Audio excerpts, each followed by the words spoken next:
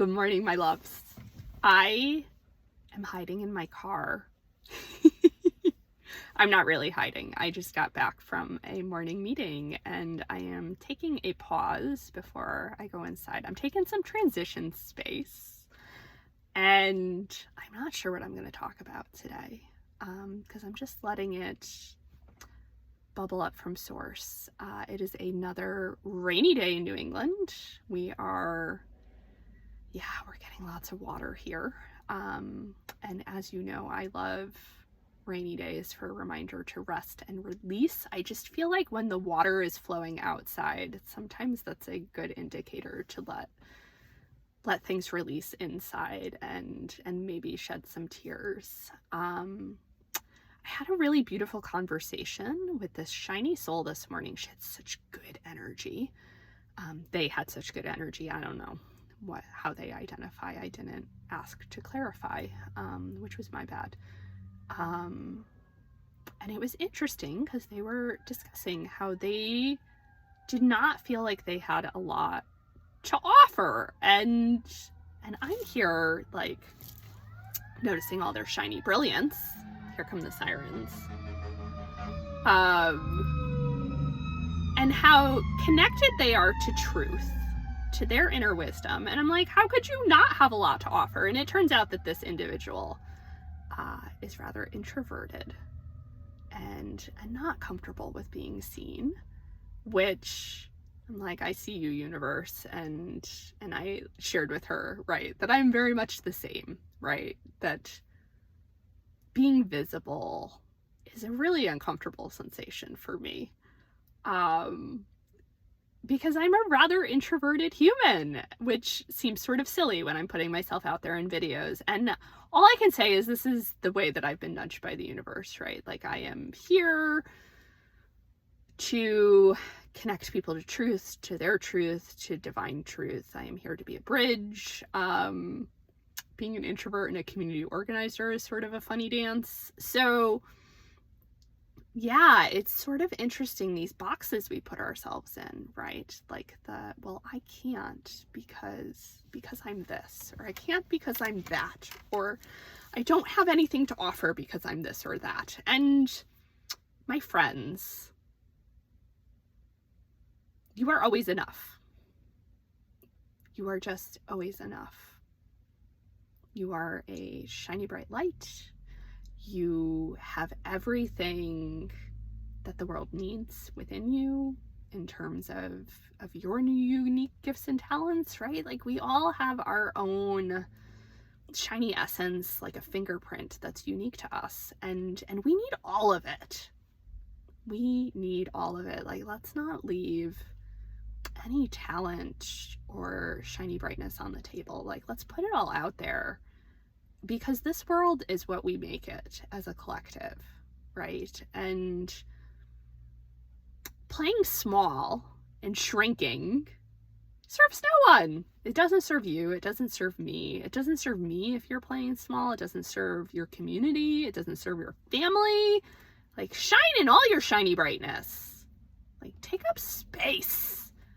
I think I didn't realize how much I was shrinking over the past couple weeks just because I didn't feel connected to my light. Like, everyone had been sick and I was sick, and there was some kind of interference energy in my house. And now that I'm on the other side of that, I'm like, oh, like, how did I get tripped up in that again? Like, oh, I forgot what I was here for. Or like, I didn't forget what I was here for, but I forgot that I was enough to do the thing, right? That I didn't need to be something else or somewhere else or feeling better. That I was still capable of showing up in those moments. And maybe showing up looked like rest, or maybe showing up looked like accepting that I wasn't 100% and giving myself grace. Because grace is a gift that we could give to ourselves always. And right, and there's just, it's that beautiful dance between showing up from love and showing up from fear. And although I try very hard to stay in my heart and to show up from love, like sometimes that not enoughness creeps in. And sometimes I start to believe that idea that I'm not enough, or I won't be enough, or I'll get overwhelmed, or I have too much error and I can't follow through, and I just am never going to get my act together and do this adulting thing well because I just don't have enough fire and endurance. And like, all of that is lies.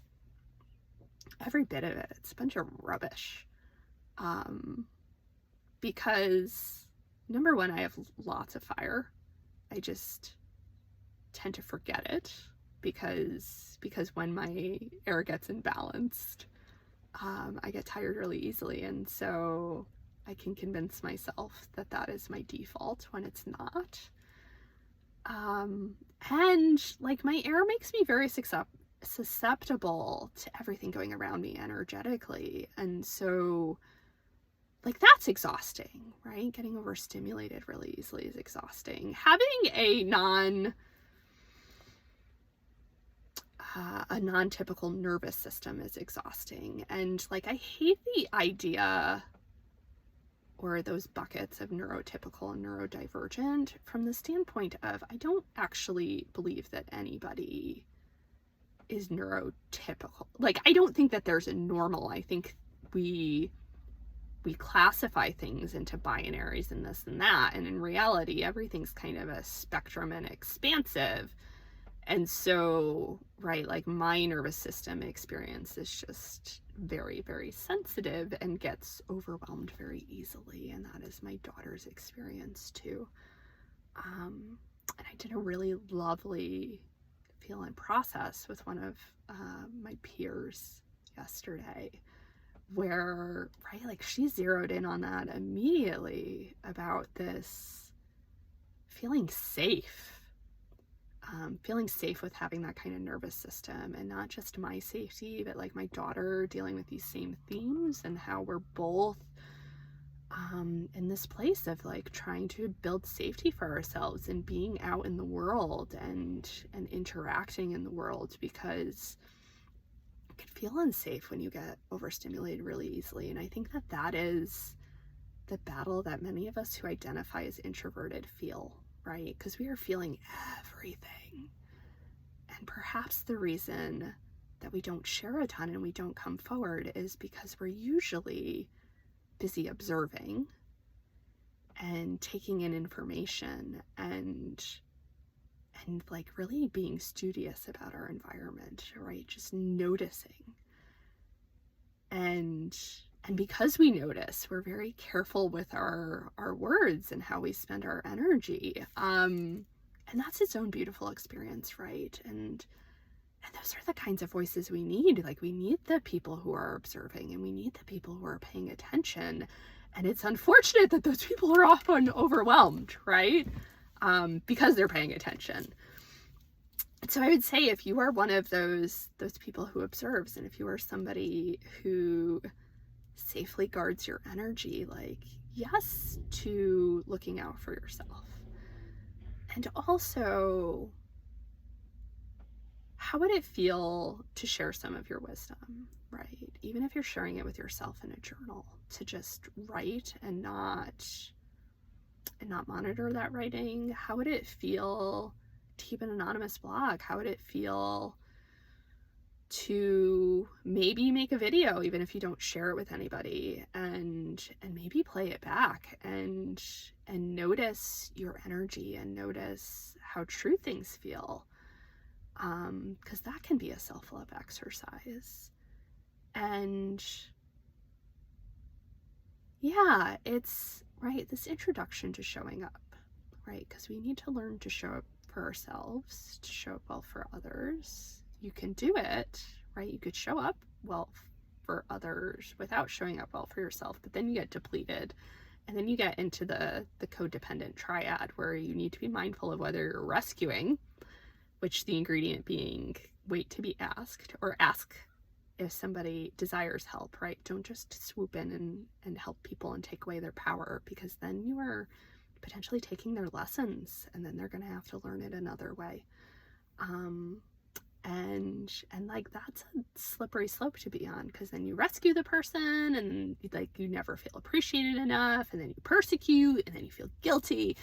And so what does it look like to fill our cups first and to only help people when they actually wish to be helped? We have this saying in my house, my children, right? Like when they are forcing themselves on each other, they'll be like, I'm helping. And I'm always like, what's the most important ingredient of helping? And they'll sort of dodge it. But ultimately, right, in our house, the most important ingredient in helping is that the person who's receiving the help actually wants it, right? Because if it is not, then you are just forcing your will on someone else. And we all need those reminders in our house, right? Because we all want to be do-gooders. We all want to caretake, and it feels good to help somebody else. It's like, it's much more satisfying than dealing with our own stuff. But again, like, the most important ingredient is that the person wants what we're offering. And so that's something to be mindful of, my loves, because that could potentially save you some energy, right? If you're not worrying about taking care of everybody else and you focus on your own cup, well, then suddenly you have more energy and capacity and lightness to show up really well in the areas that you want to, whether that's parenting or your community or in your family. And that's a gift we all deserve, right? We deserve for ourselves, and it's a gift to everybody. And so today I hope you can find some space to show up for you. You may be noticing this is a theme. And to maybe embrace some of your shiny bit power and see if you feel comfortable with sharing that a little bit, even if it's just with yourself. And so keep me posted. I love you. I believe in you. And I can't wait to see what you create in your world, create for yourself in all your shiny magic. So much love. Have an amazing day.